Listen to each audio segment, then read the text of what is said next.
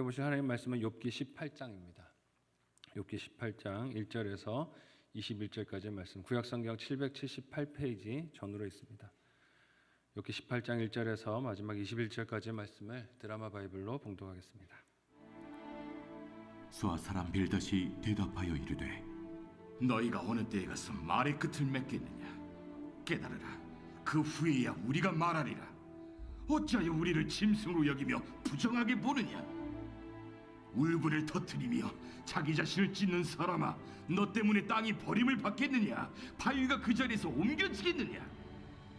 악인의 빛은 꺼지고 그의 불꽃은 빛나지 않을 것이요, 그의 장막 안의 빛은 어두워지고 그 위의 등불은 꺼질 것이요, 그의 활기찬 걸음이 피곤하여지고 그가 마련한 꾀에 스스로 빠질 것이니, 이는 그의 발이 그물에 빠지고 올가미에 걸려들며 그의 발 뒤꿈치는 덫에 치이고 그의 몸은 올무에 얽힐 것이며, 그를 잡을 덫이 땅에 숨겨져 있고 그를 빠뜨릴 함정이 길목에 있으며, 무서운 것이 사방에서 그를 놀라게 하고 그 뒤를 쫓아갈 것이며, 그의 힘은 기근으로 말미암아 쇠하고 그 곁에는 재앙이 기다릴 것이며, 질병이 그의 피부를 삼키리니 곧 사망의 장자가 그의 지체를 먹을 것이며, 그가 의지하던 것들이 장막에서 뽑히며 그는 공포의 왕에게로 잡혀가고 그에게 속하지 않은 자가 그의 장막에 거하리니, 유황이 그의 처소에 뿌려질 것이며 밑으로 그의 뿌리가 마르고 위로는 그의 가지가 시들 것이며, 그를 기념함이 땅에서 사라지고 거리에서는 그의 이름이 전해지지 않을 것이며, 그는 광명으로부터 흑암으로 쫓겨 들어가며 세상에서 쫓겨날 것이며, 그는 그의 백성 가운데 후손도 없고 후에도 없을 것이며, 그가 거하던 곳에는 남은 자가 한 사람도 없을 것이라. 그의 운명에 서쪽에 소는 자와 동쪽에 소는 자가 깜짝 놀라리라. 참으로 불의한 자의 집이 이러하고 하나님을 알지 못하는 자의 처소도 이러하니라. 아멘. 함께 읽은 본문의 말씀을 가지고 빌닷의 참소라는 제목으로 말씀 나누고 기도하도록 하겠습니다. 사람이 배우고 또 학습하는 과정에서 논쟁이라는 방식이 유익할 때가 있습니다. 논쟁이 필요할 때가 있죠. 서로 다른 생각들과 견해들이 부딪힐 때 더 생각들이 다듬어지고 정리된 원리 혹은 이론이 정립되기도 합니다. 논쟁이 필요할 순간순간이 있기도 하죠. 그래서 잠언 27장 17절의 말씀은 이렇게 또 기록을 하고 있기도 합니다. 제가 한번 읽어드릴게요. 철이 철을 날카롭게 하는 것 같이 사람이 그의 친구의 얼굴을 빛나게 한다. 잠언 말씀이 이렇게 기록되어 있어요. 그러니까 논쟁이 필요할 때가 있습니다. 논쟁을 통해서 생각들이 잘 정리되어지고 또 더 뾰족한 이론들이 이렇게 세워질 때가 있습니다. 그러나 욥의 친구들이 벌이고 있는 논쟁은 어떻습니까?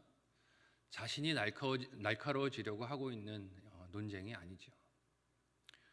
자기가 날카롭게 다듬어지기 위해서라기보다 상대방을 굴복시키고 무너뜨리기 위한 의도로 가득한 논쟁을 하고 있습니다. 특별히 욥의 친구들은 하나님에 대해 그들이 알고 있는 모든 전통적인 지식들과 또 구구절절히 옳은 말들을 총동원해서 끌어다 쓰고 있지만 그 언어에서 찾아볼 수 없는 것이 무엇입니까? 사랑이에요. 사랑을 찾아볼 수가 없습니다. 안 그래도 고난과 괴로움 중에 있는 욥의 마음을 더욱 죄책감으로 또 하나님에 대한 두려움으로 가득하도록 그들이 구구절절히 옳은 말들을 갖다 쓰고 있는 것을 봅니다. 친구라기보다 사랑으로 다가서는 그의 벗이라고 하기보다는 판사나 검사들 같습니다. 오늘과 내일 본문은 욥기에 등장하는 총 세 번의 논쟁 중에서 두 번째에 해당하는 부분입니다. 오늘은 빌닷의 주장, 그리고 내일은 욥이 그 주장에 대한 대답을 하게 됩니다. 먼저 빌닷은 지금까지 친구들과 자신의 말을 순순하게 받아들이지 않는 욥을 향해서 충고라기보다는 거의 악담에 가까운 그런 분통을 터뜨리는 것을 봅니다. 함께 오늘 본문 1절에서 4절까지의 말씀을 한 목소리로 읽어보도록 하겠습니다. 같이 읽습니다. 시작. 수아 사람 빌닷이 대답하여 이르되, 너희가 어느 때에 가서 말의 끝을 맺겠느냐? 깨달으라. 그 후에야 우리가 말하리라. 어찌하여 우리를 짐승으로 여기며 부정하게 보느냐? 울분을 터뜨리며 자기 자신을 찢는 사람아, 너 때문에 땅이 버림을 받겠느냐? 바위가 그 자리에서 옮겨지겠느냐? 아멘. 빌닷은 자신과 함께 욥을 찾은 친구들에게 너희가 어느 때까지 이렇게 논쟁을 하고 있겠느냐? 어느 때 이 논쟁을 끝내겠느냐라고 말을 합니다. 답답하다는 것이죠. 저희 얘기를 왜 들어주고 있느냐는 것이죠. 빨리 이 논쟁을 끝내자라고 합니다. 이는 자신들이 지금까지 욥에게 부드러운 말로 설득하려고 애를 썼지만 효과가 없지 않았느냐라고 탓하는 것입니다. 이제는 욥이 괴로워하더라도 핵심을 찔러서 말로 논쟁을 끝내야 한다라고 이야기하고 있는 것이에요. 이런 말을 하는 빌닷의 이유가 3절에서는 어떻게 진술되고 있습니까? 욥이 자신과 다른 친구들을 짐승으로 여기며 부정하게 봤다는 것입니다. 욥이 괴로움 중에 있다고 우리를 무시했다는 것이죠. 욥이 언제 친구들을 그렇게 대했습니까? 빌닷이 8장에서 신학적인 전통에 따라 충고를 하면서 인과응보의 가치관에 딱 맞는 하나님을 주장했을 때 욥이 12장에서 그런 틀에 갇혀 계시지 않는 하나님을 말했습니다. 근데 그 하나님을 말하기 위해서 피조 세계에 있는 짐승들도 아는 지식이 하나님은 그 가운데 갇혀 계시지 않는 분이다라고 이야기를 했었어요. 욥기 12장 7절을 우리 같이 한번 한 목소리로 읽어보겠습니다. 같이 읽습니다. 시작. 이제 모든 짐승에게 물어보라. 그것들이 내게 가르치리라. 공중의 새에게 물어보라. 그것들이 또한 내게 말하리라. 아멘. 빌닷은 이 말을 무슨 말로 들은 것입니까? 감히 비아냥거려? 이렇게 들은 것이죠. 짐승도 아는 걸 내가 모른다고, 나를 짐승만도 못한 인간으로 취급했어? 라고 혈기를 부리고 있는 것입니다. 자신을 모욕했다고 발끈하고 있는 것이죠. 그러나 욥이 이 말을 했던 것은 이유가 무엇입니까? 친구들에게 너희가 지혜를 다 가진 것처럼 그렇게 말하지 말아라. 하나님께서 세상에 그런 원리 가운데 갇혀 계시지 않는 것을 이 피조물들도 알지 않느냐라고 반문하기 위해서 썼던 비유였습니다. 그러나 마음이 꼬여서 욥을 굴복시킬 방법을 찾고 있던 이 빌닷에게는 그것이 모욕하는 말로 들리는 것이죠. 빌닷은 욥의 말을 표면적으로 이용해서 공격하고 비난하고 있는 것입니다. 그러니 욥이 이해할 수 없는 하나님의 일하심에 대해서 탄식하고 부르짖은 것도 울분을 터뜨리며 자신을 찢는 자해라고 말하고 있어요. 인과응보의 질서를 받아들이지 않고 다른 해석, 다른 하나님의 뜻을 찾기 위해 몸부림치는 그가 오히려 하나님의 자리에 앉아서 세상을 운영하시는 하나님의 질서와 섭리를 거스리고 있다라고 반박하고 있는 것입니다. 욥을 지금 꾸짖고 있는 것이에요. 그리고 이 5절부터 등장하는 빌닷의 말은 악한 자가 맞이하게 될 운명을 차례차례 여러 가지로 이야기를 합니다. 말은 욥이라고 지칭하지 않았어요. 빌닷이 너다라고 말하지는 않지만 악인의 운명에 대해서 지금 하나하나 조목조목 말하면서 누구를 향하고 있습니까? 그 말이 그게 너야, 욥 너야라고 말하고 있는 것이에요. 빌닷은 욥이 악인에게 속한 것으로 단정해서 그가 맞이하게 될 미래가 무엇인지를 경고하고 있습니다. 먼저 빌닷은 악인의 운명이 꺼진 빛과 같고 불꽃과 같고 등불과 같다라고 말을 합니다. 함께 오늘 보면 5절과 6절을 한 목소리로 읽어보겠습니다. 같이 읽습니다. 시작. 악인의 빛은 꺼지고 그의 불꽃은 빛나지 않을 것이요 그의 장막 안은 빛이 어두워지고 그 위에 등불을 꺼질 것이요. 아멘. 이번 지난 3장에서 자신을 지으신 하나님의 손길에서 의미와 목적을 찾을 수 없는 현재의 고난 때문에 빛과 어둠을 대조하며 비교했습니다. 그러면서 차라리 자신이 빛을 볼 수 없었으면 좋았겠다. 자신의 태어났던 것을 한탄하고 괴로워했어요. 그만큼 생명이 자신의 육신에 있는 것의 의미를 하나님과의 관계에서 찾지 못해 고통스럽다 하는 것을 표현했던 것입니다. 그런데 지금 빌닷이 욥의 그 말을 인용해서 뭐라고 말하고 있는 것입니까? 그게 악인의 운명이야. 그게 악인이 맞이하게 될 인생의 운명이고 결과야 라고 공격하는 것입니다. 그러면서 계속 언급하는 악인의 운명이 무엇입니까? 함께 오늘 보면 7절에서 14절 좀 길지만 우리 같이 한 목소리로 읽어보도록 하겠습니다. 같이 읽습니다. 시작. 그의 활기찬 걸음이 피곤하여지고 그가 마련한 꾀에 스스로 빠질 것이니 이는 그의 발이 그물에 빠지고 올가매에 걸려들며 그의 발 뒤꿈치는 덫에 치이고 그의 몸은 올무에 얽힐 것이며 그를 잡을 덫이 땅에 숨겨져 있고 그를 빠뜨릴 함정이 길목에 있으며 무서운 것이 사방에서 그를 놀라게 하고 그 뒤를 쫓아갈 것이며 그의 힘은 기근으로 말미암아 쇠하고 그 곁에는 재앙이 기다릴 것이며 질병이 그의 피부를 삼키리니 곧 사망의 장자가 그의 지체를 먹을 것이며 그가 의지하던 것들이 장막에서 뽑히며 그는 공포의 왕에게로 잡혀가고. 빌닷이 말하는 악인의 운명은 가는 길에 온갖 종류의 장애와 또 괴로움들이 덫이 놓여 있습니다. 욥이 지금까지 겪었던 재산을 잃고 자녀들이 죽고 아내도 온갖 저주와 악담을 쏟아놓은 상황이 이런 빌닷의 묘사에 다 스며들어 있는 것을 봅니다. 더구나 빌닷이 언급하는 질병이 또 어디에 관련되어 있는 질병입니까? 피부에 관련되어 있는 질병인 것을 봅니다.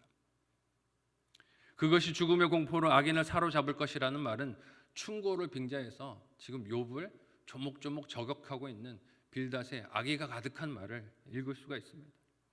빌닷의 의도가 다분히 느껴지는 것이죠. 네가 악인 아니냐? 네가 겪는 일들을 봐라. 네가 겪고 있는 일은 악인이 당하고 있는 심판을 고스란히 보여주는 것이다 라고 말하고 있는 것이에요. 이것을 통해 무엇을 욥에게 빌닷이 말하고 싶은 것입니까? 이제 그만 고집을 피우라는 것이에요. 결백하다는 생각을 내려놓고 네 죄를 하나님 앞에 토설하라는 것입니다. 하나님 앞에 스스로의 죄를 이실직고하고 회개를 통해서 고통에서 고난에서 그만 벗어나라는 것이죠. 세상에서 고난을 당하는 자는 다 그에 합당한 죄와 이유가 있다는 것입니다. 이유 없이 네 피부에 그런 병이 낫겠느냐라고 이죽거리고 있는 것이고 빈정거리고 있는 것이죠.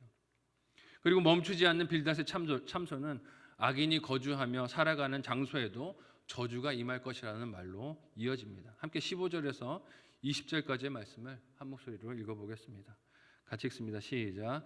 그에게 속하지 않은 자가 그의 장막에 거하리니 유황이 그의 처소에 뿌려질 것이며 밑으로 그의 뿌리가 마르고 위로는 그의 가지가 시들 것이며 그를 기념함이 땅에서 사라지고 거리에서는 그의 이름이 전해지지 않을 것이며 그는 광명으로부터 흑암으로 쫓겨 들어가며 세상에서 쫓겨날 것이며 그는 그의 백성 가운데 후손도 없고 후예도 없을 것이며 그가 거하던 곳에는 남은 자가 한 사람도 없을 것이라. 그의 운명에 서쪽에서 오는 자와 동쪽에서 오는 자가 깜짝 놀라리라. 읽은 내용 하나하나가 다 누구의 이야기를 하고 있습니까? 욥의 이야기를 하고 있는 것이죠. 조목조목 욥을 지칭하고 연관지어서 생각할 수 있는 것들로 빌닷이 참수하고 있는 것을 봅니다. 욥이 잃어버린 재산들, 욥이 잃어버린 자녀들, 그의 형편을 바라보고 놀라면서 고개를 흔드는 사람들의 모습을 다 연상해서 보게 하는 말들을 빌닷이 하고 있습니다. 욥이 당한 일들이 다 무엇을 증명한다는 것입니까? 네가 악인인 것을 보여주잖아 라고 말하고 있는 것이에요. 네 자녀들이 다 죽은 것을 봐. 네가 죄를 지었기 때문에 하나님이 네 인생에 이런 고통을 가져다 준 것이야 라고 말하는 것입니다. 하나님께서 그 결과로 인해 그렇게 주신 것이 이 고난과 괴로움이라는 것이에요. 역시나 마찬가지로 빌닷의 말 자체에는 틀린 것이 없어 보입니다. 하나님께서 악인에게 징벌을 내리시고 공의를 행하시는 분이시죠. 그러나 빌닷의 문제가 무엇입니까? 그는 욥의 말을 주위에서 듣지 않았어요. 욥의 삶을 주위에서 살피지도 않았습니다. 듣지 않았을 뿐만이 아니라 빌닷 자신이 하나님과 같이 되어서 마치 자신이 심판의 주체가 되는 것처럼 굴고 있습니다. 다 보고 아는 것처럼 말하고 있어요. 욥이 겪고 있는 이 고난의 문제를 보면서 자신이 하나님이 된 것처럼 심판자의 자리에 앉아서 네가 그럴 만하니까 그런 상황을 겪는 것이다 라고 판단하고 있는 것입니다. 그러나 빌닷의 말에 과연 문제가 없습니까? 고통과 고난이 반드시 죄와 연관이 있다면 땅에서 잘되고 형통하는 사람들은 다 죄가 없는 의인들입니까? 우리 역사를 살펴봐도 어떻습니까? 오히려 악인들이, 죄인들이 이 땅에서 형통하게 살다가 그 삶의 마지막을 평안하게 맞이하는 것 같은 아이러니한 모습들을 많이 봅니다. 여러 사람들을 피눈물을 흘리게 만들고 괴로움을 주었던 사람들이 오히려 평안하게 살다가 죽는 모습을 보면서 이 인과응보의 논리는 온 세상에 딱 맞아 떨어지는 것이 아니다 하는 것을 느낄 때가 얼마나 많습니까? 악인들이 이 땅에서 형통한 것이 다 하나님의 복을 받은 것입니까? 그렇지 않다는 것이에요. 부러워할 것이 아니라는 것입니다. 오히려 하나님은 악인의 삶이 형통해 보이고 생명의 날도 길며 가진 소유가 많게 하실 때도 있는 것을 세상 역사 가운데 볼 때가 있습니다. 그러나 그것은 진정한 형통이 아닌 줄 믿으시기를 바랍니다. 죄 가운데 살다가 길면 길고 짧으면 짧다고 생각하는 그 인생을 살고 마감하는 것이 그것이 무슨 형통이겠습니까? 지옥으로 가는 인생이라면 아무리 오래 장수하고 살았다 할지라도 그것은 형통한 인생이 될 수 없습니다.